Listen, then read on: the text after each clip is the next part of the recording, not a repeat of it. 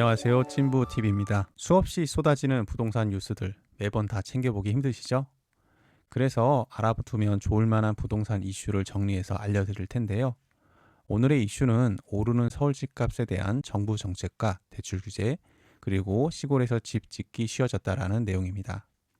지금부터 오늘의 부동산 리딩 타임 시작하겠습니다. 첫 번째는 오르는 서울 집값 잡을 수 있을까? 라는 주제로 이야기해 보겠습니다. 최근 서울 집값, 특히 강남 상구뿐만 아니라 서울 전역의 아파트 가격이 빠르게 오르고 있는데요. 금리 인하 기대감, 재건축 규제 완화 기대, DSR 규제 전에 집을 사려는 수요가 원인으로 꼽히고 있습니다. 이에 대해 이재명 정부는 세금이 아닌 공급 확대를 대책의 중심으로 삼고 있습니다. 하지만 신도시 개발을 하지 않겠다고 한 이상 현실적으로는 재건축과 재개발 같은 정비사업 활성화와 유휴부지 활용 등이 검토되고 있습니다. 그런데 문제는 단기간 내에 공급을 늘릴 수 있는 수단이 생각보다 많지 않다는 점입니다. 빠른 공급이 가능한 매입인데도 이미 카드가 소진됐고, 태릉 CC, 서울의료원 부지 등 개발 가능한 유휴부지는 지역 내 반발이 커서 속도를 내기 어려운 상황입니다. 그래서 정부는 7월부터 시행되는 DSR 3단계 규제를 기점으로 시장을 예의주시하며 추가 대책을 고민하고 있습니다. 하지만 과거 사례를 살펴보면 현재 불붙고 있는 서울 주택시장을 잠재우기에는 쉽지 않을 것으로 보입니다. 다음은 정책 금융도 규제 대상, 대출 규제 만지는 정부라는 이슈로 말씀드리겠습니다. 먼저 정책 금융이란 서민들의 내 집 마련을 도와주기 위해 낮은 금리나 DSR 같은 규제를 받지 않는 대출 제도를 말하는데요.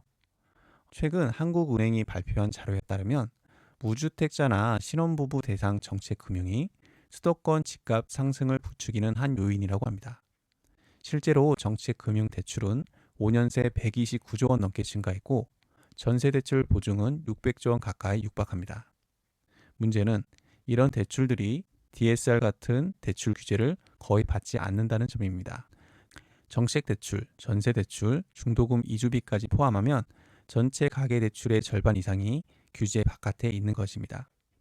그래서 한국은행은 정책 효과를 유지하되 리스크를 줄이기 위해 DSR 적용 확대, 고소득 가구에 대한 조건 강화, 전세보증금 보증 축소 등을 제안하고 있습니다. 그런데 한국은행의 이런 보고서는 사실 정부 정책의 밑거름이 되는 만큼 앞으로 나올 부동산 대책 중 이러한 대출 규제 내용이 포함될 것으로 보입니다. 다음은 시골에서 집 짓기 쉬워졌다? 라는 건데요.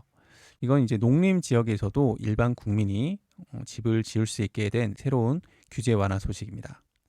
국토교통부는 지난 6월 24일 국토계획법 시행령을 개정해 농업인이 아닌 일반 국민들도 농림 지역의 1000제곱미터 미만의 단독주택을 지을 수 있게 했습니다. 이전에는 오직 농업인만 가능했지만 앞으로는 귀농, 귀촌, 주말체류, 전원생활 등을 원하는 도시민도 농촌에 집을 지을 수 있게 된 것입니다. 전국 약 140만 필지가 대상이 될 것으로 보입니다. 이는 단순한 규제 완화가 아니라 농촌의 인구 감소와 경제 침체에 대응하는 주택 정책의 일환인데요. 지방 소멸이라는 현실을 마주친 지방 소도시들의 생활 인구 증가와 지방 경제 활성화를 위해 기대됩니다. 앞으로 입지는 좋지만 용도 지역에 의해 주택을 지을 수 없었던 수도권 인근 농지에 대한 수요가 다소 늘어날 수 있을 것으로 보입니다. 이것으로 오늘의 부동산 리딩 타임 마치도록 하겠습니다. 앞으로 더 좋은 주제를 가지고 돌아오겠습니다. 감사합니다.